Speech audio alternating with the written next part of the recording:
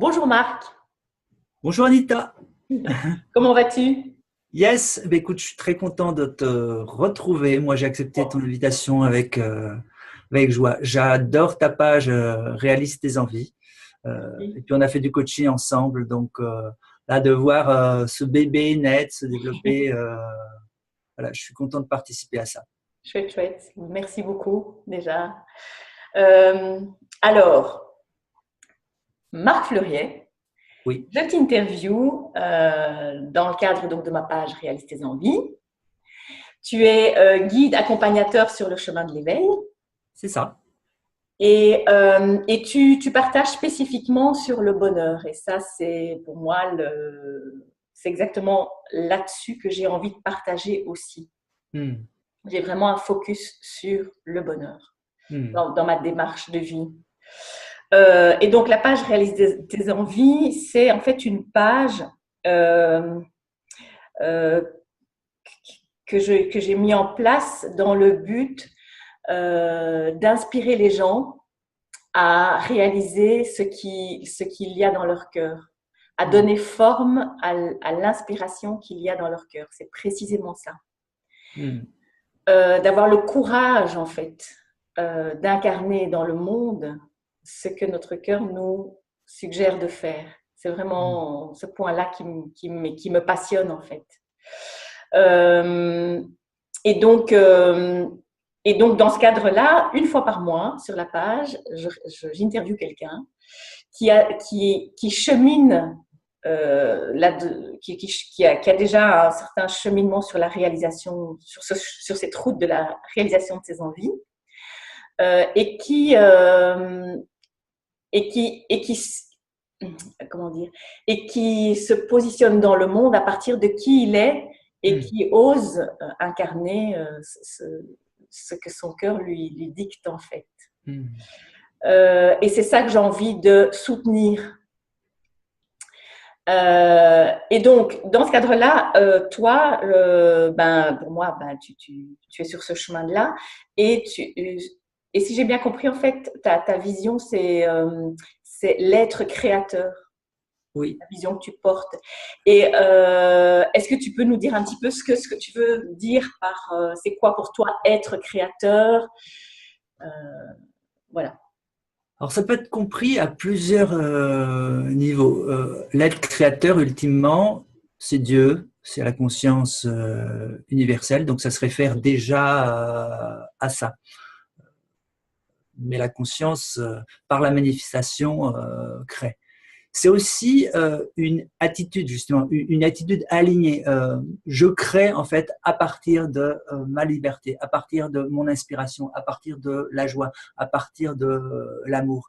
Et c'est aussi une invitation à sortir des recettes toutes faites, des plans, étape 1, étape 2, étape 3, étape 4, qui marchent pour quelqu'un. Et puis, mais plutôt à aller créer son propre chemin du bonheur, mais sa propre recette. En fait, il n'y a pas de recette, il y a de l'improvisation, il y a suivre cet élan en nous, cet élan du cœur dont tu parles, et à trouver ce qui fonctionne et ce en quoi nous nous sentons en résonance avec l'amour, avec la sagesse et avec la liberté. Moi, ce sont mes trois grands thèmes, vérité, amour, liberté. Donc, quand il y a l'alignement avec les trois, il y a cet état être créateur où je suis aligné en tant qu'individu avec la présence que je suis. Ok, ok. Ok. Et est-ce que tu peux nous partager comment tu es arrivé à, à incarner cette vision, enfin, oui, c'est ça, à être de plus en plus en accord avec cette vision. Hmm. En fait, j'aime bien explorer. Donc, dans mon chemin d'éveil, ben, je vais suivre des tas de voies, des voies de méditation, de yoga, d'investigation, de danse, en fait.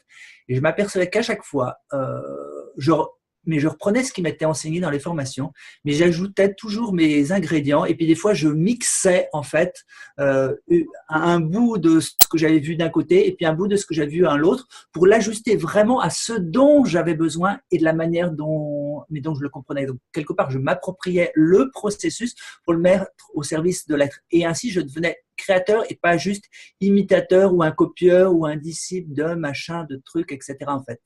Et, et c'est ça ce message que je vois. Donc au départ, j'apprends par exemple le Kundalini Yoga. Le yoga, il a un grand rôle mais dans ma voix. Mais à un moment, mais quand je l'apprends par exemple avec Dominique Lussan, elle, ce qu'elle a ajouté, c'est l'importance d'avoir des mouvements spontanés en fait. Et effectivement, mais ce côté où dans le yoga où ça peut être fait un peu d'une manière un peu rigide, un enseignement de posture, la salutation au soleil, etc. Et à un moment, il va y avoir une liberté qui va s'exprimer, des mouvements qui ne sont pas prévus, mais des postures qui se font toutes seules justement.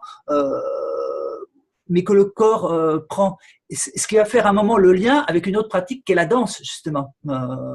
Et à un moment, tout va finir par se résoudre et c'est une sorte d'unité où chacun peut trouver, et où moi j'ai trouvé finalement ce qui m'aidait le plus à un moment. Donc la structure du yoga, la liberté de la danse, et puis même entre les deux, mais des choses qui ressemblent ni à l'un ni à l'autre. C'est ça, c'est ça. Ok, ok. C'est oser explorer en fait, oser. C'est explorer et être curieux et ne pas s'en tenir au cadre. Au moment où j'apprends une méthode, en fait, si tu veux, là moi je suis très scolaire, Ouais. je suis les instructions, on me dit faut pas faire ci, mais il faut faire ça, étape 1, 2, 3, 4, etc. Par exemple, j'ai fait l'imitation Vipassana, les cours de 10 jours, puis eux ils ont une méthode qui est très jour par jour, instruction par instruction, c'est vraiment super. Sauf qu'au bout d'un moment, j'ai envie d'explorer autre chose et à partir de la base, mais je le prends comme une base, mais c'est comme de la pâte à modeler en fait. Ça c'est la base, Ouais. c'est la base d'une excellente méditation sur les sensations corporelles, mais cette forme de vipassana. Et à un moment, je vais voir, mais en fait, on peut aussi méditer sur les pensées, et puis il est possible aussi de retourner la présence.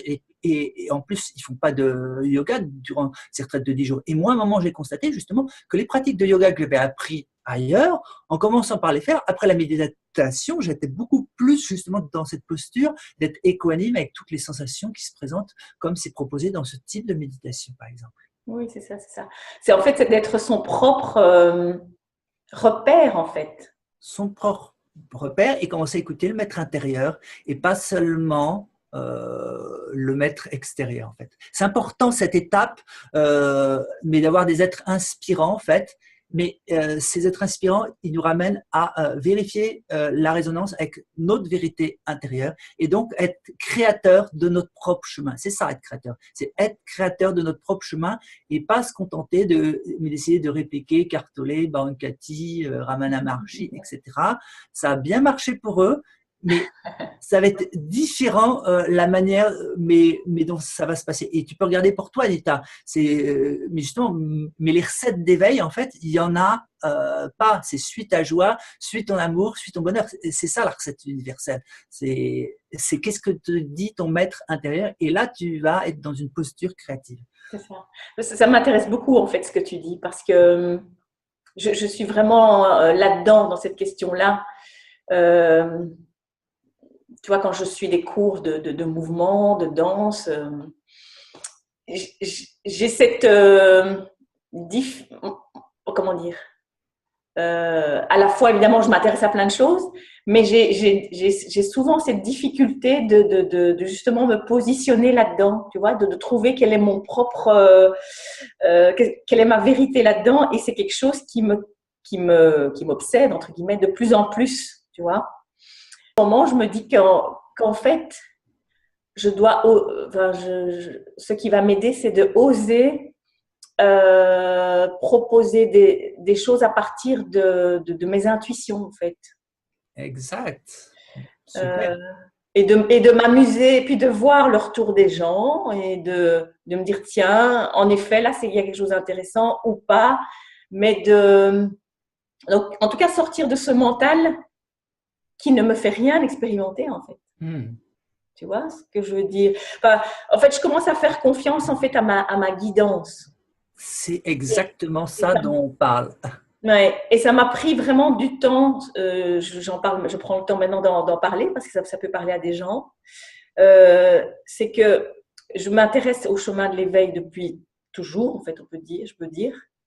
Euh, et donc, mais ces derniers temps, si tu veux, je me suis rendu compte d'un point central, c'est qu'en fait, j'oublie de demander, de faire confiance à ma guidance.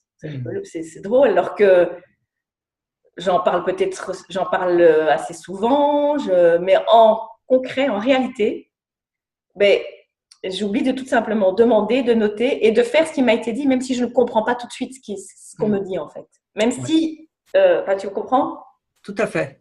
Et c'est quelque chose qu'on n'a pas appris, en fait.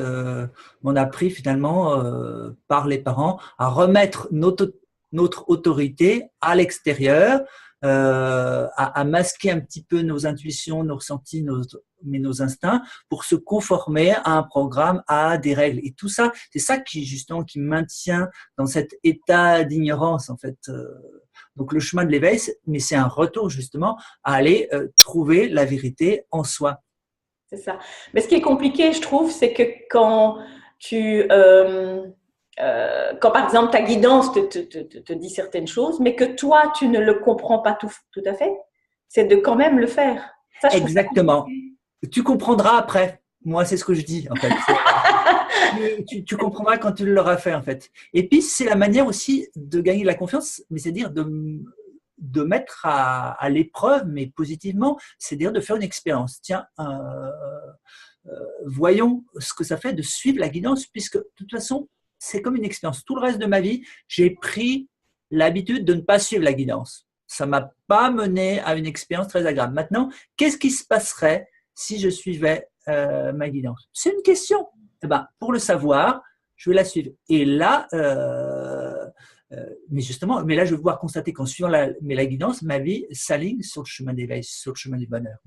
Et surtout, c'est que plus je la suis, plus elle s'affine, plus elle s'affûte, en fait. Donc, je vais pouvoir distinguer de la fausse guidance qui sont des projections de l'ego qui se fait passer pour de la guidance avec la véritable guidance. Et peu à peu, je vais être beaucoup plus aligné avec les messages pour mieux les comprendre, en fait. Donc, mais c'est un outil qui demande à être utilisé pour apprendre à marcher. Je ne peux pas juste regarder des êtres qui marchent. À un moment, il va falloir me lever, marcher, accepter de tomber. Et à un moment, cette guidance, je vais être de plus en plus sûr. Ou même si ça a l'air absurde, je vais pouvoir lui faire confiance de plus en plus loin, en fait. Ok, c'est super. Mais d'explorer, en fait, mais l'inconnu, en fait. Suivre la guidance va nous amener dans des zones, en fait, qui ne sont pas des zones habituelles. C'est ce domaine qu'on a dans le développement personnel, sortir de sa zone de confort. En fait, la zone de confort, c'est une zone d'habitude, c'est une zone de conditionnement. Et vu que ces conditionnements, il y en a une partie qui est de l'ignorance, ben, ça va nous amener à explorer, à vivre sans comprendre d'abord, sans savoir, mais juste parce que on sent que intérieurement c'est juste. Donc on ne sait pas pourquoi, on y va. Et puis des fois on sait, mais on ne sait pas. Mais d'autres fois. Voilà, donc c'est vraiment d'écouter son cœur plutôt que d'écouter ce que dit la tête en mode je l'ai fait autrefois donc je prends pas de risque, je le refais à nouveau parce que j'ai une idée du résultat. Ah, justement, ce sont des expériences donc on n'est pas le résultat. Donc c'est de l'exploration et c'est une exploration, c'est apprendre comme un jeu. C'est ça le jeu, être créateur justement. C'est j'explore joyeusement de nouvelles possibilités mais qui permettent quelque part mais d'exprimer beaucoup plus la présence, la conscience que je suis. D'accord, ouais, c'est intéressant. En fait, sur ma page, moi, comment dire, c'est une page où je propose pas mal de pratiques, en fait, de structure, parce que je suis quelqu'un, justement, qui a besoin de structure. Euh, mais alors, dans cette structure, quelquefois, c'est comme ça que j'avance pour le moment, quelquefois, je fais des choses qui me viennent comme ça. Mais c'est vraiment, je fais pas des grands sauts dans l'inconnu. Je fais par moments des petits sauts dans l'inconnu. Je vois ce que ça donne et voilà. Et j'en prends la leçon. Enfin, et voilà comment j'avance, quoi, en gros. Oui. Et tu peux avancer effectivement dans l'inconnu avec de la structure, avec des grands sauts, avec des petits sauts. C'est ça aussi être créatif. C'est tu avances à ta manière en fait. Mais la structure ici est pas du tout rejetée. Mais c'est juste une manière. Et puis il y a aussi mais le mode impro libre, plus déstructuré. Donc on peut faire plus ou moins structuré selon les moments, selon les inspirations. Mais ça change. Mais justement, la vie peut pas être mise dans une recette. Donc la recette, pas de structure, ça serait une nouvelle recette encore. Voilà, Donc il peut y excellent. avoir autant de structures. Mais tant que la structure te sert, utilise la structure. À un moment, peut-être tu vas rencontrer une limite en utilisant la structure. Et là, ça sera un mode plus déstructuré justement. Oui, c'est ça, c'est ça. Parce qu'en fait, si tu veux, donc je constate que comme on a tous nos propres visions qu'on a envie de Oui. porter, euh, dans mon cas, avec Réalise tes envies, euh, oui, c'est le fait de rendre concret nos inspirations. Donc pour moi, c'est très important. C'est pour ça que je partage des danses. Euh, voilà. Donc ce point-là est super important, la concrétisation. Ouais. Et, et là-dedans, si tu veux, ce qui m'intéresse aussi beaucoup, c'est la pratique. Qu'est-ce qui fait que effectivement j'avance sur le chemin de l'éveil? Parce que j'ai constaté qu'à chaque fois que j'allais suivre des conférences, écouter des enseignants, il y a toujours cette question-là qui me taraude et qui est, tu vois, importante pour moi. C'est OK, c'est très beau tout ce que tu dis, mais comment concrètement dans mon quotidien je peux effectivement avancer et pas après une méditation avoir l'impression que je suis que j'y suis arrivée parce que j'ai fait une super méditation, si tu veux, tu vois. Hmm. Euh, Et si tu le pousses justement un petit peu plus loin, et c'est pour ça que moi j'aime bien ouvrir la pratique, tu vois, à un moment, il y a une pratique formelle, donc des pratiques structurées, la méditation, le yoga, même la danse, mais si tu veux, parce qu'il y a un cadre. Et à un moment, tu vas t'apercevoir que le terrain de jeu, c'est toute la vie. Donc toute la pratique spirituelle, tu peux faire tes courses, t'occuper d'enfants, faire ce que tu veux. Euh, mais ça devient la pratique, ça devient l'expérience du moment où là, finalement, tu déploies le meilleur de toi-même, donc tout ton cœur, tout ton amour, toute ta sagesse, en sachant que tu es la présence avec l'expérience qui se présente maintenant, en fait. Mais au départ, c'est bien effectivement d'avoir des pratiques comme la méditation immobile, les yeux fermés, avant de pouvoir faire la méditation les yeux ouverts, la méditation en mouvement, la méditation dans la rue, la méditation en parlant, la méditation en mangeant. d'accord, d'accord, d'accord. Eh bien, ben justement, la méditation, par exemple, ça c'est une des pratiques que je partage, l'importance de la méditation, parce que donc je constate en méditant tous les jours, ben, mon énergie change, Hmm. concrète. Euh, et aussi, j'ai lu dans un livre de Joe Dispenza un truc super intéressant, c'est que quand on médite, on développe la partie du cerveau qui n'est pas dans la survie, Hmm. donc le lobe frontal, et donc on devient donc du coup plus créatif. Et donc en méditant, on stoppe la partie du cerveau qui est dans la survie. Donc c'est très Oui, concret en fait. oui. Euh, et donc du coup, bah, je me rends compte à quel point c'est super important parce que c'est comme ça que je vais sortir, par exemple dans mon cas, de la peur, puisque je vais activer le muscle qui n'est pas dans la peur en fait. Hmm. Tu vois. Alors voilà, mais alors dans cette voilà, dans cette pratique de la méditation, donc pour le moment je fais cette méditation-là, euh, voilà, je ne sais pas toujours où j'en suis, s'il est temps de passer à autre chose, si, enfin, comment dire, je sais pas comment toi tu te repères quand tu pratiques comme ça. Est-ce que c'est à ton ressenti, tu te dis, ah ben maintenant il est temps. Oui, je m'écoute en fait. J'ai un signal en fait. Il y a un moment où je sens que la méditation elle est vraiment bonne pour moi. Il y a un moment, par exemple, le corps peut avoir besoin de mouvement. Donc, si j'ai fait une pratique de méditation immobile, et moi, je ne fais pas mais cette méditation pour me faire violence, si tu veux. Donc, à un moment, le corps a besoin de mouvement. Alors, je peux toujours tenter l'expérience, effectivement, de poursuivre la méditation et de voir ce qui se passe pour pas non plus être dans une surréactivité. Il y a une idée qui vient et puis je fais autre chose. Mais si c'est un vrai besoin, par exemple, si le corps a vraiment besoin de bouger, je trouve que c'est de la sagesse, mais d'écouter ça et de passer à une forme de méditation qui va être en mouvement, par exemple. Ok, ok, ok. Et alors pour ça, je fais la différence finalement entre une sorte de désir de l'ego, en fait, c'est allez, la méditation, t'en as assez fait, etc. Donc là, justement, c'est important de laisser couler, en fait, ça et de laisser passer ce désir, mais en sachant qu'il vient de l'ignorance, en fait. Et puis, un vrai besoin, un vrai appel qui vient que, voilà, c'est. Mais là, il y a autre chose qui appelle, en fait.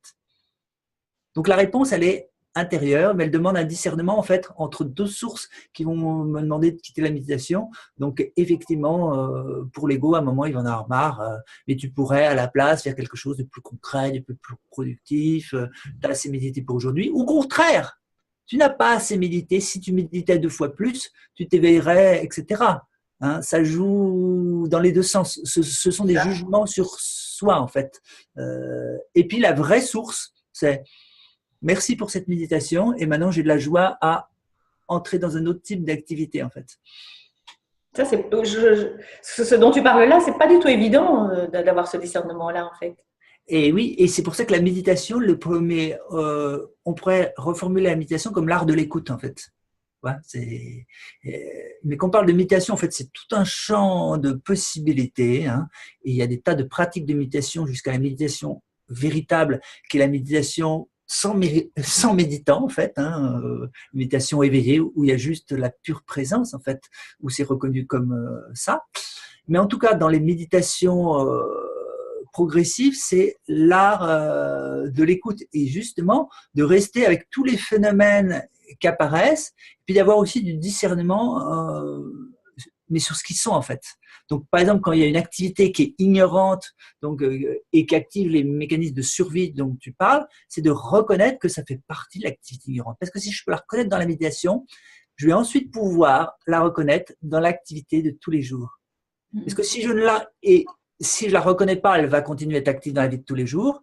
Et si je commence à la reconnaître dans la méditation, je vais pouvoir l'étendre ensuite à toute activité. Et donc, du coup, ma méditation, ça va être une méditation en mouvement, les yeux ouverts, en bougeant, en parlant, etc. En fait, je vais garder contact avec la présence, avec le discernement, avec la sagesse, avec le cœur.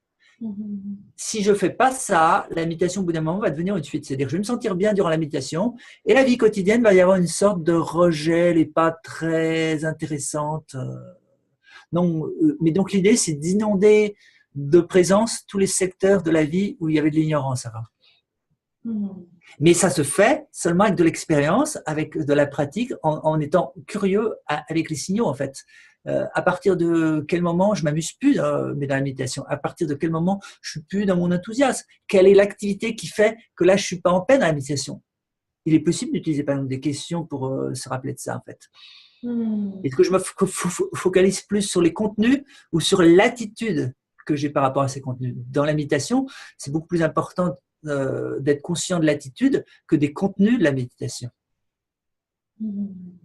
Comment je me sens, en fait. Et comment je réagis par rapport à ce qui me traverse.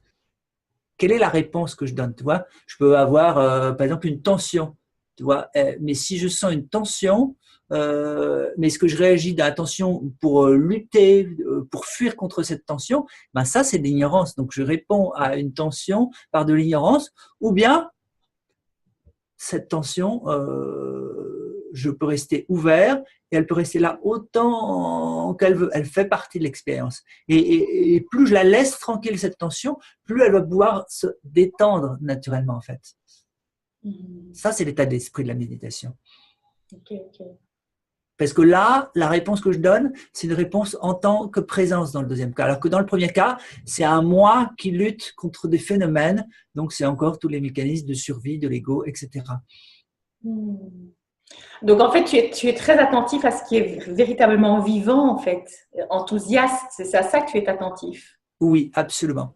Et s'il n'y a pas d'enthousiasme, qu'est-ce qui fait que je ne suis pas dans l'enthousiasme ou dans la paix, en fait?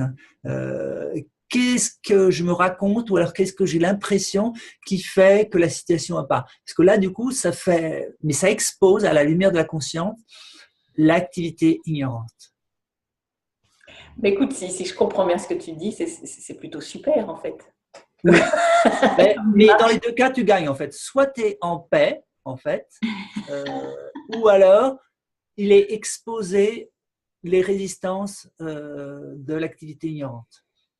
Et donc, si tu as de la conscience, c'est là où justement tu vas pouvoir les offrir, les lâcher en tant que conscience. Ah oui, eh ben, c'est très intéressant, Marc. Parce que il me vient une autre question. Oui. C'est alors, comment tu fais pour ne pas rentrer dans, dans la joie irresponsable et tu vois ce que je veux dire? Oh, j'ai passé ma journée à, je sais pas moi, à lire ce bouquin, par exemple, dans mon lit parce que je ressens de la joie, mais en même temps, j'ai pas du tout avancé vers mon rêve. J'ai pas du tout. Tu comprends ce que je veux? Oui. Je sais pas si tu comprends ce que je veux dire. Ouais. Moi, je suis très laxiste à ce niveau-là. C'est-à-dire que le premier commandement, mais Ah enfin, non? chacun fait ce qu'il veut, mais c'est pas réellement un commandement, c'est la première invitation, c'est suis ta joie, en fait. Donc, c'est en lisant un livre d'inspiration, mais tu as ressenti cette joie, à un moment, tu vas avoir envie de la vivre. Par contre, si tu te forces à faire quelque chose alors que tu aurais, eh ben, à un moment, dans ton élan, tu pourras pas le tenir longtemps. Donc, mais pour moi, toutes les avancées se font à partir de l'enthousiasme, se font à partir de la joie, et non pas à partir des il faut, je dois, ça serait bien si. Les seuls cas, en fait, c'est pour les activités mais aussi bien de s'y mettre, ce sont les activités où on a du mal à démarrer et une fois qu'on y est, on a de la joie. Effectivement, ça c'est important de voir que certaines choses, moi j'ai observé chez moi, mais des fois j'ai du mal, tourner des vidéos, il faut que je mette le matériel en place. Sauf qu'une fois que j'ai commencé à tourner la vidéo, là que je suis parti, c'est bon. Donc effectivement, à ce moment-là, se pousser sachant que va y avoir le plaisir, va y avoir le joie, mais qui vont monter en cours, mais ça peut être bien. Mais imagine, tu as une belle journée, mais tu as inspiration, mais tu as lu ce livre, ton cœur est plein de joie, à un moment ou à un autre, tu vas avoir envie de le redonner. Ça, c'est clair, si tu veux. D'accord. Ça ne marchera pas tous les jours, parce que si le lendemain, tu reprends le livre, ou Oui. alors l'après-lendemain, à un moment, il n'y aura plus cette inspiration-là, mais parce que ça sera autre chose qui sera vivant. Donc, c'est pour ça qu'en fait, l'idée, c'est pas de lire le livre, en fait, mais c'est de suivre ta joie. Et alors, ta joie, elle va changer d'expérience et d'objet régulièrement pour t'indiquer ce dont tu as vraiment besoin. Si c'est de la joie pure, si c'est de la joie sincère, ça pose pas de problème. Si par contre, c'est une compulsion, une addiction, c'est autre chose. Là, Oui, c'est voilà. lire un livre parce que j'ai un manque, je me sens mal, le monde est terrible, mais en lisant le livre, j'oublie un petit peu comment ma vie Ok. est triste. Ça, effectivement, ça, c'est un autre phénomène. Et ça vaut la peine à un moment de poser le livre et d'aller écouter, voir quel est ce manque à l'intérieur qui appelle D'accord, la d'accord. présence. Ok. Donc, euh, ce chemin, en fait, demande une responsabilisation, en fait. C'est là qu'il y a une exigence, disons. Ouais, mais l'exigence, c'est d'être fidèle à ta joie, à ta vérité, à ta liberté, et que ça n'ira pas plus vite en se fouettant, en se forçant à faire des choses qui viennent pas du cœur, qui viennent pas de la joie en fait. Le chemin le plus court, c'est la joie, c'est l'amour, c'est tout. D'accord, C'est d'accord. donc c'est pour ça que moi des fois mais au début je comprenais pas, mais je rencontrais des personnes qui faisaient du yoga depuis 30 ans avec toutes leurs disciplines et je trouvais pas qu'ils avaient autant avancé que ça. Mais en fait, s'ils l'ont fait avec de la force et juste de la discipline, mais sans la joie, sans l'amusement, sans la fraîcheur, euh, ben, en fait, il y a une limite à ça. Donc, juste pour se mettre en route, effectivement, pour démarrer, c'est possible d'utiliser de la volonté, de la discipline, mais à un moment, mais les choses qui sont bonnes, mais il y a une dynamique positive et enthousiasmante qui se met en place. D'accord, C'est d'accord. vraiment nécessaire. Ok, ok. Hmm. Oui, oui, c'est intéressant. Ça m'évoque plein de choses. Donc, là, Ouais. il y a tout qui. Maintenant, je voudrais compléter quand même, parce que des fois aussi, s'il y a quelque chose qui Mhm. est vraiment bon pour nous et qu'on ne le fait pas, mais l'option, ça serait suivre sa joie ou se forcer. Se forcer, c'est pas bon.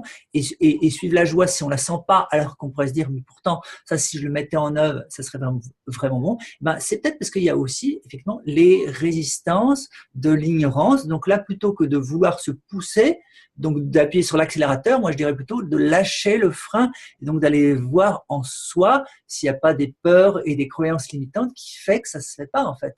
Donc, plutôt prendre les choses à l'envers, plutôt que de se forcer, c'est aller voir, mais mettre en conscience ce qui nous empêche de réaliser ce qui serait réellement bon et juste pour nous, en fait. Tu veux dire quand on sait quelle est notre joie, mais qu'on ne la met pas en forme? C'est ça que tu veux dire? C'est quand Oui, on sait ce qu'on veut, en fait.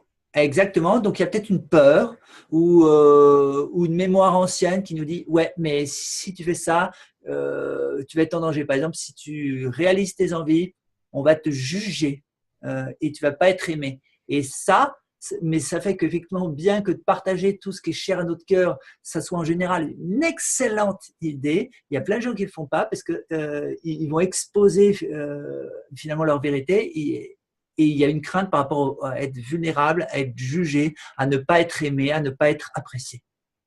Donc ça vaut la peine plutôt que, mais de ne pas s'exposer, d'aller travailler sur ce niveau des croyances et des blessures émotionnelles qui fait que mais j'ai peur d'être jugé, de ne pas être apprécié. Et du coup, je ne suis pas mon cœur parce qu'il y a ces programmes-là qui me disent, n'y va pas, danger, attention. Mhm. Et alors, dans ces cas-là, comment est-ce que tu vas voir, comment est-ce que tu fais pour aller voir ce qui ne va pas ou...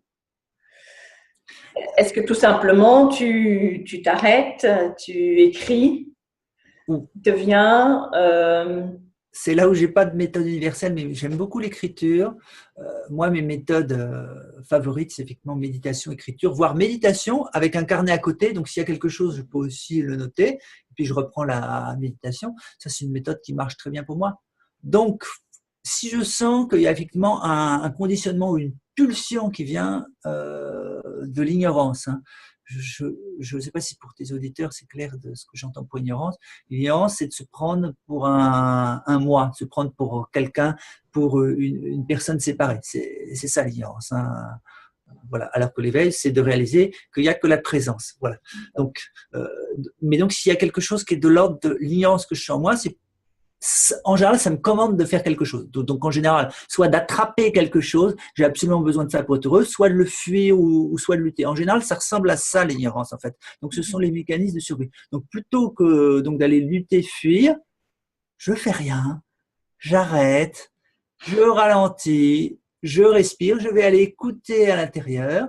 Et si j'ai besoin d'extérioriser et d'exprimer, parce que ça arrive aussi, je peux utiliser l'écriture. Pour ceux qui ont aussi la danse ou le chant, ils peuvent aussi passer par là. Donc, au lieu de passer par une histoire où je vais réagir en fonction de ce que l'ignorance dit que je devrais faire, je ne fais rien de tout ça et je vais au contraire prendre le temps d'aller écouter, ralentir, respirer, écrire, exprimer et s'ouvrir à ça. Et je vais rencontrer effectivement un état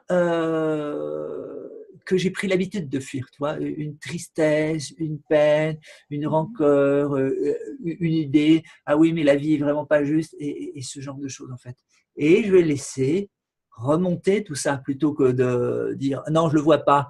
Mais puisque ma réaction initiale, par exemple, mais d'aller fuir, par exemple, dans un livre, si je prends cet exemple-là, c'est pour ne pas aller vivre cet état intérieur. Donc là, je vais aller à la rencontre de cet état intérieur en tant que présence, pas en me prenant pour un moi, en fait. D'accord, d'accord. Donc, ouverture, laisser de l'espace pour que tout ça, ça puisse remonter et que ça soit vu seulement comme des sensations, des perceptions, des pensées et rien d'autre. Rien d'autre. Donc, C'est je note, par exemple, tout ce qui me traverse. Je peux le noter. Et c'est tout. Je peux le noter mentalement. Je peux aussi juste que ça soit vu par la conscience, c'est la vraie note. Hein. C'est je suis conscient de ça. Ensuite, ça peut être reflété par le mental, par des pensées, et ça peut être écrit, ce qui aide un peu plus à le réfléchir dans le mental, en fait. Et donc, pour toi, ça suffit en fait à régler le problème, en fait. Ben, à un moment, si je poursuis ce processus suffisamment en combinant accueil et accueil, écoute et expression dans la présence, à un moment va y avoir mais quelque chose de paisible ou quelque chose de joyeux qui va se passer en fait. D'accord. Mais ça demande à suivre tout le cycle, y compris à se laisser descendre, tomber, à s'abandonner à ça, sans chercher un moment à comprendre ou à résoudre ou à changer ou à corriger. Ce n'est pas la première étape, ça. D'accord, d'accord. Mais parce que tant que c'est pas accueilli, en fait. Pardon? Mais tant que ce n'est pas accueilli, en fait, il n'y a pas de changement durable possible. Il n'y a que des stratégies de fuite. D'accord. Si je tente de le changer sans l'avoir accueilli, c'est de la fuite, c'est de la lutte, donc c'est encore de l'activité ignorante. Ce n'est pas de l'accueil véritable. D'accord. Et qu'est-ce que tu appelles expression? C'est le fait de dire j'ai un souci, c'est le fait d'exprimer le souci? Oui, c'est vraiment là. Il s'agit d'être vraiment honnête avec l'expérience. S'il y a un souci, là, hop, là, je perçois un souci dans le champ de l'expérience, en fait. C'est là, je laisse s'exprimer ça. Il y a des élans en nous, en fait. Donc, mais tous les élans, ils sont créateurs. Et dans l'activité ignorante, mais il y a une partie qui tente de forcer, mais il y a aussi une partie qui tente de retenir. Mais c'est pour ça que, par exemple, c'est si difficile pour beaucoup de gens, mais de dire je t'aime, en fait. Donc, il y a l'élan d'amour donc qui est retenu, en fait. Donc là, justement, là, c'est j'arrête de retenir et j'exprime tout ce qui a besoin d'être exprimé. Et ça, c'est aussi libérateur. D'accord, d'accord. Donc, il y a l'accueil, j'ouvre, j'accueille, mais j'abandonne à ce qui est, et puis aussi, j'exprime ce qui remonte, en fait, sans essayer de le contrôler, de le renier, de le minimiser ou de le refouler. Mais c'est l'amour non donné qui crée la souffrance, en fait. Donc là, mais c'est aussi les peurs non exprimées. Si à un moment j'ai la peur et que je ne reconnais pas qu'il y a de la peur, c'est encore pire parce que je vais avoir peur de la peur. À partir du moment où je reconnais, là il y a de la peur, j'ai de la peur là en moi, et ben quelque part, mais la peur devient beaucoup moins menaçante parce que je me donne la permission d'expérimenter la peur. Par contre, si je nie la peur, je lui donne du pouvoir en fait. D'accord, d'accord. Donc l'idée, c'est d'exposer tout ce petit monde intérieur, mais qui est dans la pénombre, de le mettre à la lumière de la conscience et de regarder tout ça avec amour. D'accord, c'est très clair. Très clair. Mais alors, qu'est-ce qui fait véritablement peur en fait dans tout ça? Si tu veux, finalement, quand on a peur d'exprimer qu'on aime quelqu'un, par exemple, ou quand on a peur d'exprimer qui l'on est, quelle est la peur sous-jacente? Qu'est-ce qui fait qu'on peut, je sais pas moi, se morfondre pendant très longtemps, se laisser aller dans une dépression, tu vois? Ouais. Mais la peur initiale, c'est… Ça peut faire qu'on rentre vraiment dans une véritable douleur, quoi. Oui. Il y a une véritable douleur. Parce que tu vois, quand tu dis ça, c'est tellement simple, tu comprends? Oui. Que je me demande, ben voilà, qu'est-ce qui fait que pour certaines personnes, c'est vraiment, ils sont dans une douleur réelle, quoi. Alors attention, il y a la douleur physique et il y a la douleur psychologique, c'est pas la souffrance. Ici, je parle de la douleur psychologique ou de la souffrance. Hein. L'éveil n'empêche absolument pas la douleur physique, hein. De même qu'il n'empêche pas les problèmes pratiques de se manifester, en fait. Donc c'est juste la souffrance psychologique qui disparaît. cette souffrance psychologique, sa cause, c'est l'ignorance. Donc, c'est l'idée d'être quelqu'un, d'être un moi. Donc, ce qui fait souffrir, c'est toute l'histoire qui se raconte d'être quelqu'un et c'est aussi l'impression d'être quelqu'un, donc d'être à l'intérieur du corps, en fait. Donc, c'est à la fois une croyance, mais c'est aussi une impression. C'est ce que je suis et à l'intérieur est enfermé dans le corps. Donc, tant que ça c'est cru, eh ben, c'est quelque part, ça attire la souffrance. Mais l'entité qui se croit dans le corps attire la souffrance un petit peu comme mais les moustiques sont attirés par le sang à piquer en fait, mais ils vont pas piquer un caillou en fait. Ben là c'est pareil en fait. Donc tant qu'il y aura quelqu'un, enfin, mais qu'on aura l'impression qu'il y a quelqu'un à l'intérieur du corps et donc qu'on est une personne, eh ben, il y aura autant d'occasions de souffrir que nécessaire jusqu'à ce qu'on comprenne qu'il n'y ait absolument personne dans ce corps. C'est le corps apparaît au sein de la présence et la présence n'est pas dans le corps. C'est dans l'autre sens que ça se passe en fait. On a un corps, on n'est pas un corps. D'accord. Mais alors, moi, ce qui me vient comme moyen de sortir de cette souffrance, c'est encore une fois, ben, c'est peut-être ça mon mantra, hein, réalise tes envies, c'est de se mettre à agir en fait. Ouais, et ben, c'est ça. Mais la voie de créateur, c'est la partie voie d'action, c'est la partie voie d'expérimentation, tu vois. Mais il y a excuse-moi, parce que si, tu vois, parce que si on est dans le fait d'accueillir, comme tu dis, sa douleur, de l'exprimer, de dire voilà, là j'arrive pas à avancer, je me sens pas bien, je manque d'amour, etc. Donc on l'exprime, et on s'abandonne, voilà. Mais si ce n'est pas, si après ça il n'y a pas des actions, tu vois, pour moi, on entretient la maladie, si tu veux, c'est pour ça que pour moi, c'est dans mon cas, ce qui fait que je me sens de mieux en mieux, c'est parce que j'ose donner forme à ce que je pense vraiment, tu vois. Et c'est là que je commence à avoir un sentiment de guérir, de me guérir. Et oui. C'est vrai que j'ai dû passer personnellement par une phase où justement je n'ai rien fait, je n'arrivais pas, c'était terrible, j'avais ma vision, mais j'arrivais pas à lui donner forme, tu vois. C'était vraiment pas marrant. Oui. Et là, j'ai beaucoup médité, j'étais beaucoup finalement dans un abandon presque obligatoire, quoi. J'ai pas pu faire autrement. Mais maintenant, je me sens poussée vraiment à agir. Voilà.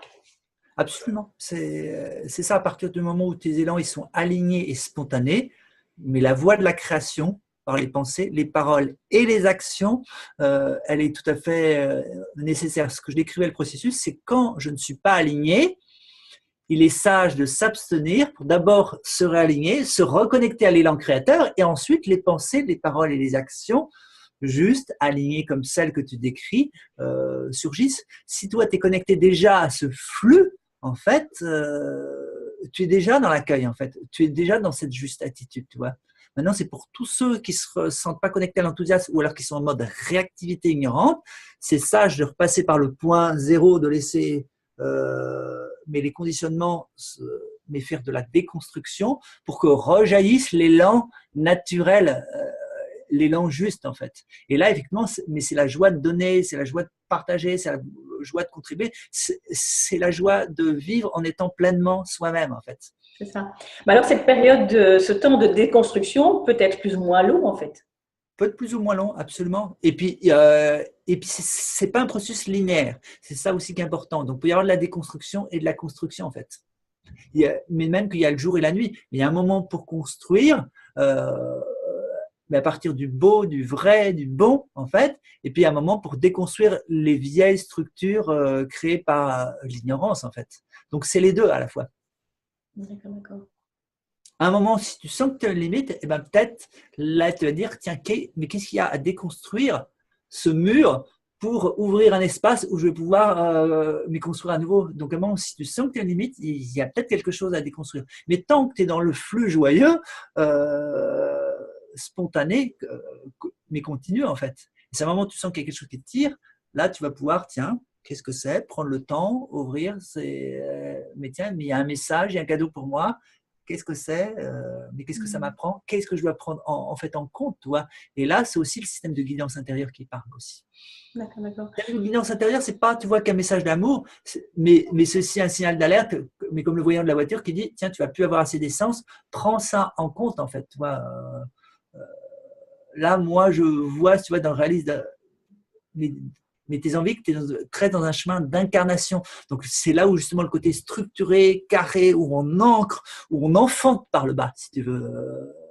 Mais c'est cette phase-là, c'est cette phase mais du développement spirituel, de l'éveil spirituel, où il y a les phases de compréhension, d'ouverture du cœur, mais il y a aussi ce troisième centre, qui est le centre du bas, qui est le centre justement où on va aussi structurer et exprimer notre liberté et notre manière d'être, mais à un niveau très concret, très tangible. Oui, oui. C'est vrai que c'est la particularité de cette page, c'est de m'occuper de la base. Oui. Et donc, l'ancrage est vraiment, si tu veux, s'il y a une chose qui est centrale pour cette page, c'est la question de l'ancrage. Parce que moi-même, je suis quelqu'un qui n'est pas naturellement ancré, si tu veux. Je fais plutôt partie des perchés, comme on dit. Oui. Bienvenue au club. Mais j'ai lu que sans être c'est grâce au fait qu'on est perché qu'on peut avoir de très bonnes idées. Donc, il faut être fier aussi d'être perché. Pour moi, c'est nouveau d'être fier de ça et c'est très, très important de l'être, en fait. Sinon, moi, j'avais tendance à tout le temps me couper moi-même. Ah oui, mais bon, t'es pas ancré, t'es perché, tais-toi, ne t'exprime pas, tu vois. Oui. Et c'est très, très important pour moi de d'abord me dire, super, je suis perché, du coup, ça me donne des idées créatives. C'est ça. Et j'en ai plein, flûte alors. Et puis à partir de là, m'occuper de mon ancrage sérieusement aussi, parce que j'ai envie d'être en contact avec les autres. J'ai envie de dire que je suis là, que j'existe, tu vois. Bien sûr. Et voilà. Et donc ma page, c'est ça. C'est s'il y a une chose. Et donc si tu veux, pour moi, l'ancrage, comment je vois l'ancrage dans mon cas, c'est tout simplement de faire du sport. En fait, je simplifie vraiment les choses. C'est-à-dire que oui, le sport fait avec plaisir m'apporte l'ancrage. Ouais.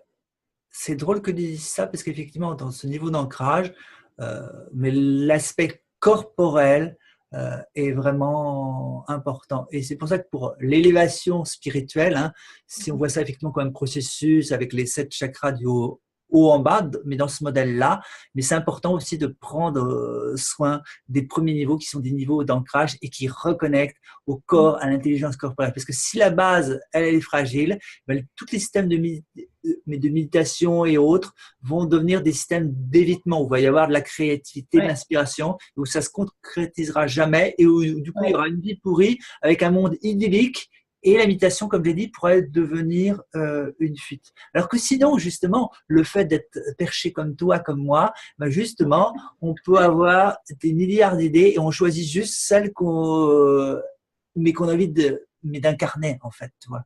Donc, ce niveau-là, il est important pour réconcilier le spirituel, justement, avec aussi une incarnation joyeuse dans la matière. Et donc, pour toi aussi, l'ancrage, c'est faire du sport, par exemple? Comment est-ce que toi, tu définis l'ancrage?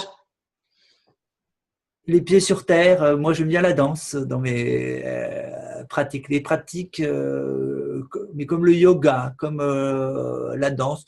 Je suis un peu moins sport et en même temps, j'ai quand même commencé finalement par l'aspect corporel, mais au début de mon chemin, je faisais de la naturopathie. Donc quelque part, ce que je cherchais, c'était pas du tout l'éveil, c'était être en bonne santé. Donc, mais comme j'avais pas de gros problèmes de santé, finalement, me créer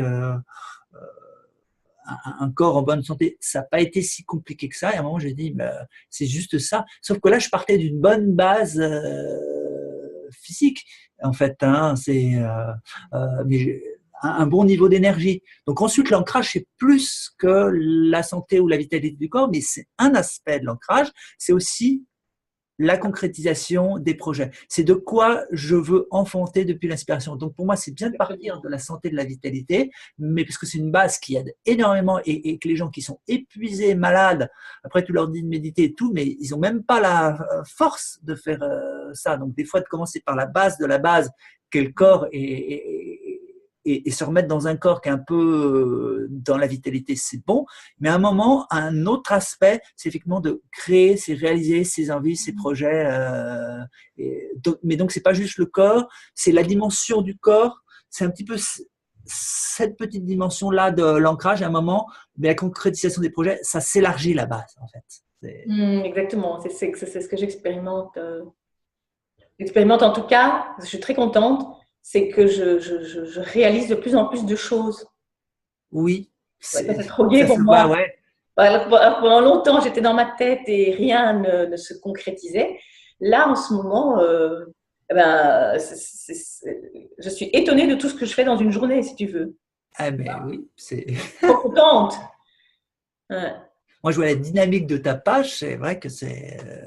Mais tu l'alimentes bien et c'est des contenus vraiment créatifs, c'est ça. Et tu le partages. Donc, mais donc, tu es sorti de l'ancrage juste au niveau corporel dont je parlais, mais c'est bien de commencer par ça. Et à un moment, c'est un ancrage collectif. C'est je partage dans la matière. Et cet ancrage-là, il est aussi très important. Donc, ce chemin spirituel, je ne le fais pas juste pour moi. Sinon, il y aura encore de l'ignorance. L'éveil à un niveau individuel sert l'éveil mais collectif, parce qu'en fait, c'est l'éveil de la conscience, c'est un processus global, bien entendu. Et ce qui est très chouette, c'est que franchement, je ne bosse pas comme une malade non plus. Tu vois, Oui. je m'épuise pas en fait du tout. Mais de plus en plus, tu vois, au lieu d'être passive devant une conférence, parce que moi, j'arrive plus à regarder pendant des heures. Il y a un temps pour tout. Voilà, il y a un temps pour tout. Et ben donc, maintenant, j'écris. Je suis trop contente. Je m'exprime, j'écris, je danse. Ouais. Voilà. Et tu vas. Mais c'est drôle, si tu expérimentes ça, si tu veux, mais tu vas voir que finalement, tu en apprends plus qu'en suivant beaucoup de conférences, si tu veux. Mais quelque part, les principes, au bout d'un moment, voilà, on trouve à peu près tout sur Internet, sur les formations. Mais moi, j'exprime beaucoup de choses et je vois que je suis de moins en moins surpris par tout ce que je peux apprendre parce que pour moi, ce sont des variantes de ce que j'ai déjà vu. Donc, je vais beaucoup plus apprendre en expérimentant, en explorant, en partageant, en allant mettre les mains voilà, dans la boue pour créer justement, pour sculpter avec la vie, que juste en essayant encore d'absorber plus d'informations. Ce n'est pas en absorbant plus d'informations que je vais grandir le plus spirituellement, c'est par la voie de l'expérience et la voie de la concrétisation, c'est clair. Ce que j'ai compris a besoin d'être implémenté. Et c'est pour ça que je parle aussi de coaching, parce que dans le coaching, on est très dans la voie de l'action et de l'implémentation. Donc, ce n'est pas juste faire des méditations. Les méditations, c'est très important, mais c'est un aspect seulement. En général, pour concrétiser, pour implémenter, la méditation ne va pas suffire. C'est ça, c'est ça. Mais en fait, c'est ça la page, c'est oser expérimenter. Vraiment. Ouais. Et ok, super. Mais il y a encore plein de choses qui me sont passées par la tête. Hein. Dans ces cas-là, je me calme, comme ça je laisse venir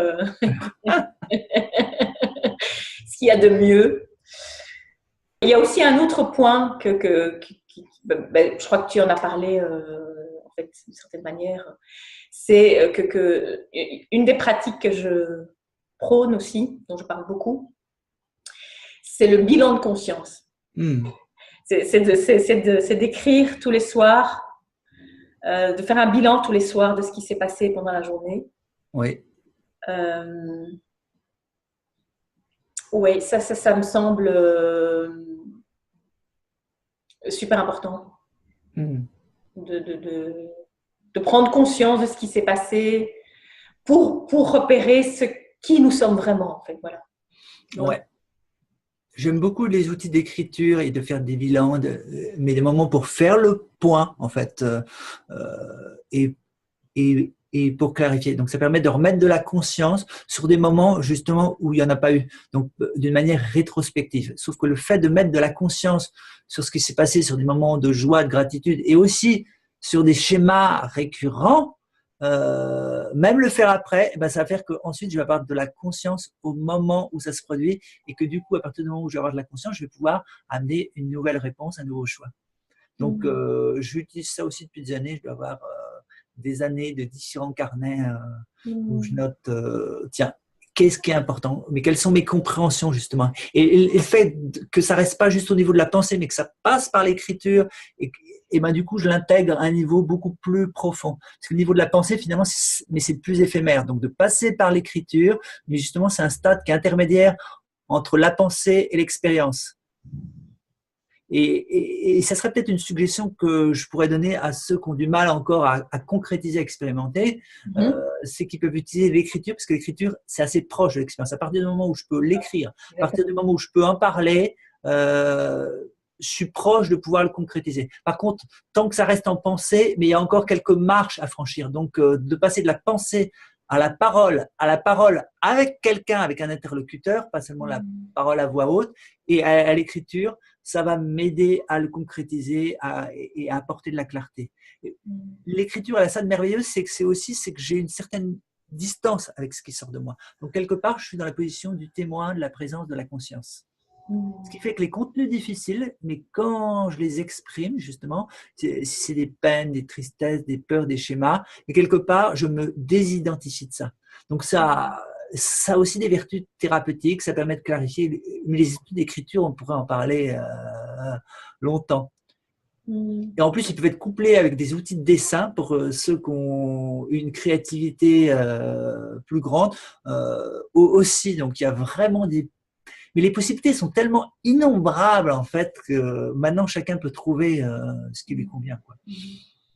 Mais en parlant avec toi, ça me semble indispensable, en fait, de trouver un moyen là, de tenir un fil rouge de sa vie. Oui. Tu comprends? Parce que sinon, on peut, comment dire, noter des choses et se dire, ah oui, je rêve de ça, ce serait magnifique, et l'âge est difficile, je ne sais pas comment faire. Et ne jamais vraiment, comment dire, prendre ça en main, quoi. Oui. Et d'aller de séminaire en séminaire, de thérapeute en thérapeute. Si on tient pas son fil rouge, ça peut être infini, quoi. Et tu vois, oui, et ça peut même être dangereux à un moment donné, en fait. Bah, il y a le piège de la dispersion, effectivement. Mais j'accumule les formations, les expériences spirituelles, et c'est du papillonnage, effectivement, sauf que rien n'a changé vraiment dans le fond. Et ce qui va changer ça pour moi, c'est d'être connecté à sa raison d'être, en fait. C'est quel est mon vrai but? Est-ce que je suis connecté à mes plus hautes valeurs, à la vérité, à l'amour? Mais à l'éveil, est-ce que je sais ce que je suis, ou est-ce que j'ai envie de reconnaître la vérité, et comment j'ai envie donc ensuite d'incarner la présence que je suis, mais comment la présence que je suis a envie de s'incarner, mais de s'exprimer. Tant que ces questions-là sont pas claires, il y a un risque effectivement de dispersion. Et si je sais ça et que je me disperse encore, c'est qu'il y a des peurs, c'est qu'il y a des schémas, c'est qu'il y a des résistances. Donc là, on revient à la boucle dont j'ai parlé avant. Ça peut être utile, en fait, s'il y a une dispersion, c'est que c'est probablement de l'évitement. J'ai peur de quoi si j'allais vraiment vers ce que je souhaite le plus, en fait. Qu'est-ce qui me retient? Comment j'appuie sur le frein? Par quel mécanisme? Par quelle activité? Donc, être clair au départ sur ce qui est vraiment important, mais sur ce que je veux, le valider, le reconnaître. Puis là, il n'y a plus de dispersion. Et puis voir aussi qu'il va y avoir des freins, il va y avoir des résistances. Et là, je vais pouvoir aussi déconstruire tout ça, le laisser se décanter et avancer par la voie de l'expérimentation. toute façon, la voie de l'expérimentation, elle a quelque chose, c'est un principe que je partage souvent en coaching. Je dis souvent aux gens, mais de toute façon, allez déjà sur votre voie du bonheur, en fait, suivez votre enthousiasme, et puis, à un moment, vous allez rencontrer une limite des résistances. Donc, quelque part, ça ne sert à rien de chercher les résistances si vous ne les trouvez pas au départ. C'est aller le plus loin possible sur le bonheur. Et à un moment, vous allez voir qu'il va y avoir quelque chose qui n'est pas d'accord à ce que vous soyez trop heureux et que les choses aillent trop bien. Donc là, ça va forcer quelque part, mais les programmes inconscients qui maintiennent le petit moi dans sa petite zone de malheur, parce que c'est là-dedans qu'il est défini, à apparaître. Donc, au lieu que ça soit inconscient, elles vont être exposées. Et là, il sera possible de s'en occuper à ce moment-là, en fait. Excellent. Excellent. Ok. Mais alors, moi je vois deux choses quand on ne va pas bien, tu vois. C'est soit on se prend en main dans le sens où ce qui est sorti de ce qu'on a écrit, ce qu'on a envie de vivre et d'exprimer, mais on le fait et comment dire, et on trouve son fil rouge en étant toujours en cohérence avec ce qu'on a pensé, écrit, et comme ça on commence à trouver une cohérence propre à sa vie, donc on se prend en main. Soit si on se rend compte qu'on n'y arrive pas, on fait confiance à quelqu'un. Il y a tellement de guides en ce moment sur la planète. Oui. Que quelque part, j'ai presque envie de dire, on peut plus se permettre, quoi. Comment dire, c'est peut-être du jugement, mais c'est aussi une forme d'ignorance, une forme même d'arrogance ou d'orgueil de croire que par moi-même, puisque je me connecte à mon guide intérieur et en fait, je ne vais pas avoir besoin de l'inspiration, sauf que les autres, ils fonctionnent comme des miroirs et ils vont nous renvoyer exactement les messages dont on a besoin. Donc, c'est vraiment se faciliter énormément la vie que de se faire accompagner. Donc, il est possible de galérer seul pendant des années et des années, ou bien de se rendre son chemin bien plus facile et de se faire accompagner, et puis même et aussi d'être bien entouré en fait par d'autres êtres inspirants, bienveillants dans le non-jugement qui vont nous aider à nous donner la permission d'être pleinement nous-mêmes en fait. Mais en même temps, être bien accompagné ne se fait pas d'office. Tu étais bien accompagné parce que toi-même. Parce que tu as répondu à ton appel intérieur, mais de ta guidance. Et je dirais par amour de toi, tu te dis, mais attends, mais cheminer seul, c'est quelque chose qui n'est absolument pas mais naturel. Sur le plan humain, nous sommes interdépendants, nous avons besoin des uns des autres. Là, toutes les sagesses qu'on partage, mais c'est parce qu'à un moment, il y a quelqu'un sur notre route, il nous a renvoyé ça. Si on avait dû tout trouver nous-mêmes, en fait, ça ne serait pas possible. Donc, mais l'éveil de la conscience, c'est un processus collectif, c'est pas individuel en fait. La conscience, c'est pas quelqu'un qui s'éveille en fait. Donc c'est aussi sage que ça soit reflété et de se dire mais là toutes ces inspirations, toutes ces sagesses en fait, c'est ma responsabilité d'appliquer ça et pas juste de croire. Par contre, je peux écouter et inspirer. Et puis même faire partie d'un groupe, être accompagné, c'est ça qui va rendre ce chemin beaucoup, beaucoup plus facile. Il y a ce proverbe africain qui dit que seul on avance vite et ensemble on avance beaucoup plus loin en fait. Parce que, et dans le premier cas, on avance vite, mais est-ce qu'on avance dans la bonne direction? Est-ce qu'on n'est pas en train de tourner vite en rond? C'est souvent ça qui se passe en fait. Donc à un moment, c'est se dire l'humilité. J'ai besoin d'être aidé et pouvoir présenter aussi nos facettes de nous qui sont justement vulnérables ou alors qui savent pas ou alors qui se sont trompés en fait. Et de ça, de pouvoir l'exposer face à un regard bienveillant sans que ça soit jugé, c'est réparateur, c'est constructeur. Parfait.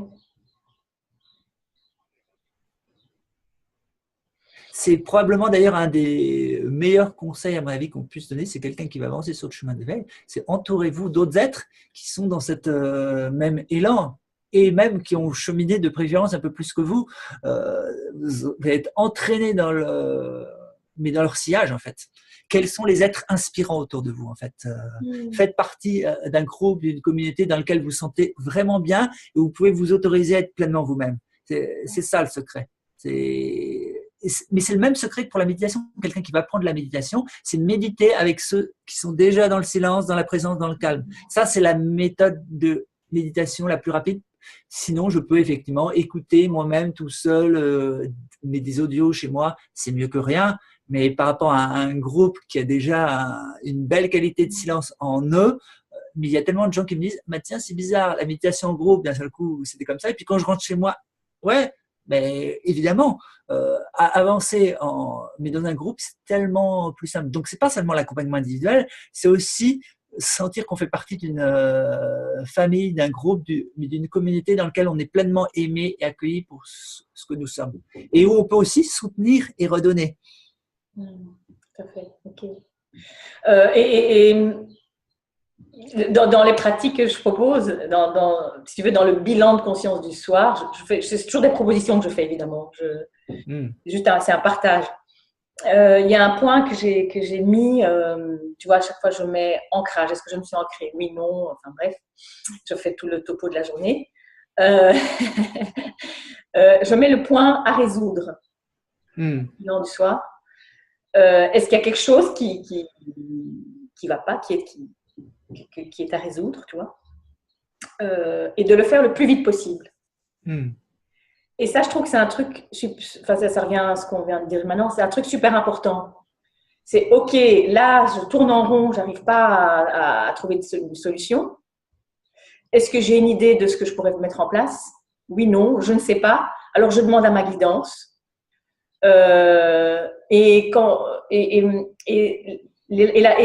Selon la réponse de ma guidance, j'apprends à lui faire confiance. Je fais même si je ne sais pas si c'est vrai. Et si ma guidance est encore trop faible parce que c'est une question tellement émotionnelle pour moi, eh bien, je demande à une personne sage autour de moi. Je le fais dès le lendemain ou dès le soir. Tout ça, tu vois, ça c'est pour moi un truc super important. C'est peut-être à moi que je le dis en premier. Ouais. J'ai laissé tellement de pensées tourner comme ça autour en moi au lieu d'y aller, que en ce moment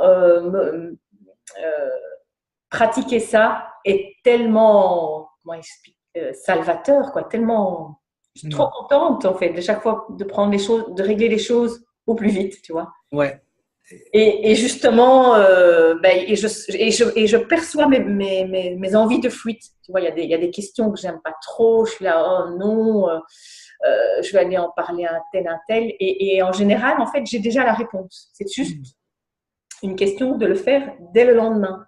Oui. Tu vois.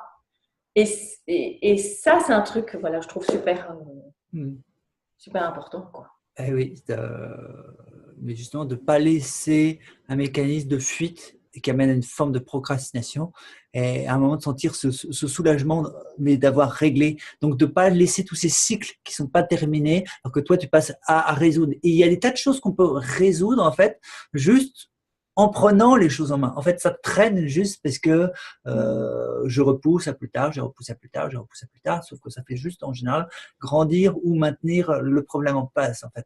Donc ça fait partie de la voie de l'action, justement. Et ça fait aussi partie du développement personnel classique, tu vois. Et ce que j'aime bien dans ton approche, c'est qu'on parle de spiritualité, mais les bases du développement personnel, donc qui parle beaucoup de ça, de passer à l'action, de prendre des moments pour clarifier, eh ben, ce sont d'excellentes bases, en fait. Et c'est ça qui permet d'incarner, de concrétiser, mais d'expérimenter, en fait. C'est très important parce que quand on laisse traîner, c'est ce qui va amener à un moment donné à un divorce, par exemple, alors qu'une histoire aurait pu être belle. Quand on laisse traîner, une maladie peut s'installer, un cancer peut s'installer parce qu'on n'a pas exprimé ce qui on était vraiment. Enfin, tu vois. Oui. Un problème qui n'est pas écouté se manifeste en général plus fort, donc il grandit. Donc, mais l'apparition de maladies, ce sont des choses auxquelles ils n'ont pas fait face et qui peuvent aller jusqu'à dégénérer, jusqu'à la maladie, en fait. Alors que voilà, des émotions réprimées peuvent finir par donner des maladies, en fait. Donc c'est vraiment hyper important, quoi. C'est la base, en fait. Prendre au plus tôt de la racine, en fait, toi. C'est maintenant. Je prends je peux. Donc, si je prends en différé, ça va justement, c'est ça qui va me permettre ensuite, mais de prendre plus tôt. Si quand je tombe dans un piège, je prends en compte dès que je m'en aperçois, mais la fois suivante, avant même d'entrer dans le piège, je vais avoir l'intuition. Donc, je n'entrerai plus dans le piège, en fait. Le fait d'avoir bien pris en compte le piège. Donc, je vais apprendre quelque part même à sentir, tiens, ça sent pas bon, et ça, c'est bon, sans même avoir fait l'expérience. Je ne sais pas si tu as eu ça, mais des fois, tu sens, avant même d'avoir fait l'expérience, tu sais ce qui va se passer, donc il ne faut pas aller par là, il faut aller plutôt par là. Ça, c'est quelque chose qui se développe avec le temps, justement, parce que tu as fait ce travail-là et peu à peu, effectivement, mais le temps, tu es beaucoup plus en plus connecté. Donc, du coup, tu apprends à écouter les signaux faibles et tu n'as pas besoin de te créer une catastrophe, une maladie pour t'apercevoir que tu as fait fausse route, en fait. C'est ça. Mais tout ce dont on parle, c'est de la voie de la maîtrise, en fait. Ouais, absolument. Donc, c'est très actif, en fait, la voie de la maîtrise. C'est très actif, oui. Voilà, mais c'est ça que je veux me le dire à moi-même et que c'est très important, tu vois. Ouais, Parce que quand on parle de spiritualité sans action, ça peut donner des dégâts, mais énormes, quoi. Enfin, comment dire. Et voilà. voilà. C'est ce qui me semble très, très, très important. Maintenant, ça peut aussi être une étape, si tu veux, un moment qui est une phase. Moi, je me reconnais, mais là-dedans, où il y a une fuite un peu dans les mondes spirituels, mais c'est pas vraiment une fuite, je découvre à un moment ce monde merveilleux de la spiritualité, et puis à un moment, la redescente dans le processus d'incarnation va se faire, en fait, tu vois. C'est… Voilà. Oui, il n'y a pas à juger. S'il y a vraiment une décision d'être dans le processus d'éveil, ça peut passer par un moment où voilà, je médite avec Dieu, avec les anges, et c'est OK tout ça. Et à un moment, il va y avoir quelque chose, mais qui va aussi mais repasser par les niveaux du cœur avec l'envie de le partager et puis de l'incarner et de le concrétiser, en fait. Tu vois. Mais ça peut aussi être une fuite, en fait. Il y a repérer la fuite. Ah non, non, non, non. Mais c'est juste ça. Et alors dans ce cas, si c'est une fuite, il y a un jugement. La matière, c'est dégoûtant. Le monde, il est mauvais. Alors que là, moi, je médite directement avec Dieu. C'est bien plus agréable. Et puis, avec de la pure lumière divine. Donc, votre monde, j'en veux pas. Toi, là, il y a On est frustré, en fait. Exactement. Ouais, okay. Il y a une pensée de séparation qui apparaît si c'est de la fuite. Tu vois, c'est le bas, c'est pas bon, le haut, c'est bon. Okay. Si c'est vraiment dans la vérité, tout est sacré, en fait. Les différents plans de l'expérience, ils sont tous divins. Ok. Eh bien, je crois qu'on arrive à la dernière question. Ouais. En fait, j'ai envie de terminer par une question. Oui. Qui est tout simplement quelle est ta plus belle expérience sur ton chemin de vie? Si tu as envie de nous partager, quoi. Si quelque chose te vient. C'est une grosse question. Ouais, je réponds sur plusieurs plans, mais je dirais d'une manière absolue. Qu'est-ce que tu auras envie de partager par rapport à ce que vient de dire finalement et qui a été une expérience que tu as vécue et... Mais en fait, j'en ai vécu des centaines. Génial. Mais tout en commun une chose, c'est expériences d'alignement. Ce sont des expériences, mais de présence, de pure présence en fait. Tu vois, mais à chaque instant où j'ai réalisé que j'étais pleinement la présence, c'est des moments de pur amour, pure joie, pur bonheur. Mais parce qu'en fait, c'est ça le bonheur, mais c'est la reconnaissance de la présence. Donc toute expérience en fait, mais dans laquelle je suis complètement centré et aligné avec cette présence, mais ça donne une expérience extrêmement belle, joyeuse et profonde. Voilà, je peux répondre comme ça en fait pour pas répondre à un niveau de cette circonstance, mais pour donner quelque chose en fait qui soit utile en fait. C'est quelle est mon expérience quand je reconnais que je suis la présence. Tu n'as Quand pas je le sais, en fait, vraiment. Hein, quand tu mais quand je le sais que je suis la présence, en fait. Est-ce que je peux encore avoir un problème quand je sais que je suis la présence, autrement dit? Mais c'est justement ça la compréhension libératrice. C'est que toute la souffrance vient, mais le fait de l'ignorer et tout le bonheur, l'appel à joie, l'amour, vient le fait de le savoir véritablement, pas de le comprendre intellectuellement. C'est ça. Et donc, tu le vis presque à l'heure à chaque instant, alors. Enfin, comment dire Oh non, j'ai encore des moments d'oubli. Il n'y a pas de. Mais des moments d'oubli où je sais que je suis la conscience, donc ce ne sont pas des vrais moments d'oubli en fait. Ce sont plus des habitudes résiduelles en fait, tu vois. D'accord. Mais si tu veux, après une expérience révélatrice mais d'éveil, ce qui peut se passer, c'est qu'un certain nombre de schémas et de structures ne sont pas forcément dénoyautés comme ça. Donc il reste des habitudes encore de réagir encore en tant que quelqu'un. Et ça, je dirais, ce travail d'alignement et de purification, mais peut continuer le reste de la vie, si tu veux. Et c'est pour ça que si tu questionnes, mais la plupart de ceux qui sont éveillés, si tu leur demandes s'ils vivent parfois encore des réactions ou des moments de peur, de joie, de tristesse, mais sincèrement, ils vont te répondre que oui, en fait, pour à peu près tous. Mais pourquoi? Parce que après un moment où quelque part le voile s'ouvre et où je reconnais que je suis la pure conscience, et toutes les structures qui se sont accumulées ne sont pas forcément défaites instantanément. Ça, c'est plutôt l'exception que la règle. Mais donc, ça prend un certain temps à se réaligner et ça passe aussi par les voies d'action, mais par le yoga, par le reconnaître et le reconnaître encore, ce qui fait que mais toute cette structure contractée finit par s'ouvrir en fait au sein de la présence. Mais c'est un chemin, mais ça peut prendre du temps et donc c'est progressif, même dans les voies directes.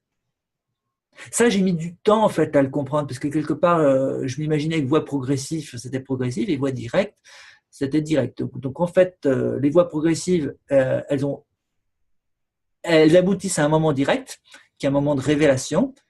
Mais la voie directe, mais l'éveil, il s'incarne de plus en plus, mais dans le temps. Donc c'est comme cette qualité de la présence qui inonde de plus le corps mental.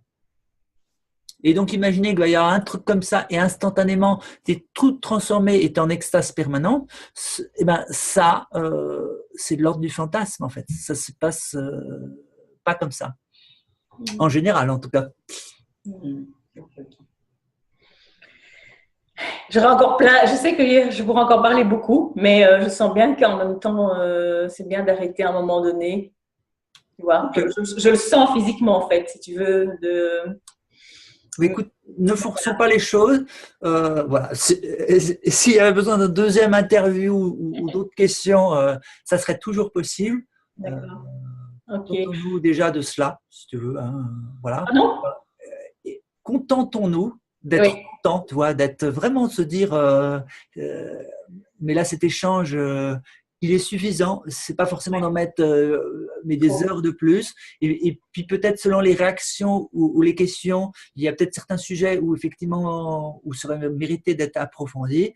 Et ben, s'il y a besoin de poursuivre cet échange, on le fera. Et puis sinon, ça sera bien comme ça, ok? Oui, tout à fait. Mais en tout cas, je vais mettre le lien de ta page Facebook sous l'interview et de ton site internet aussi. Merci. Et puis quand l'interview sera disponible, je la remettrai sur ma page avec le lien de ta page, comme ça, voilà, tout le monde sera au courant. Super. Mais bon, voilà, en tout cas, je te recommande vraiment comme accompagnateur sur le chemin de l'éveil. Merci Anita, ta joie est contagieuse. Moi, en tout cas, j'ai aimé cet instant. Voilà. Okay, super. Merci beaucoup. Et alors, tu donnes un live demain? C'est ça. À quelle heure? Il est à 19h. À 19h. Voilà, donc on va voir en fonction des questions. D'accord. Là, j'ai prévenu quelques jours à l'avance. Il n'y a pas vraiment de thème. Moi j'aime bien l'impro, si tu veux. Donc, Mais oui, mais je peux soit il y a comprendre. des questions, soit je partagerai spontanément. Parce que là, les fois précédentes, il n'y avait pas beaucoup de questions, donc je vais partager spontanément. Mais en même temps, je les avais fait sans avertir. Donc, quelque part, forcément, il y a moins de monde. Donc là, j'ai prévenu quelques jours à l'avance pour que si les gens veulent participer, interagir, eh ben là, ils pourront. Et puis, pareil, il y a pas de durée limitée. Donc, ça peut durer 5-10 minutes, et puis ça peut durer 1 heure, on verra. Mhm. Ok. Ben, super. Merci Marc. Merci Anita, À bientôt. à bientôt.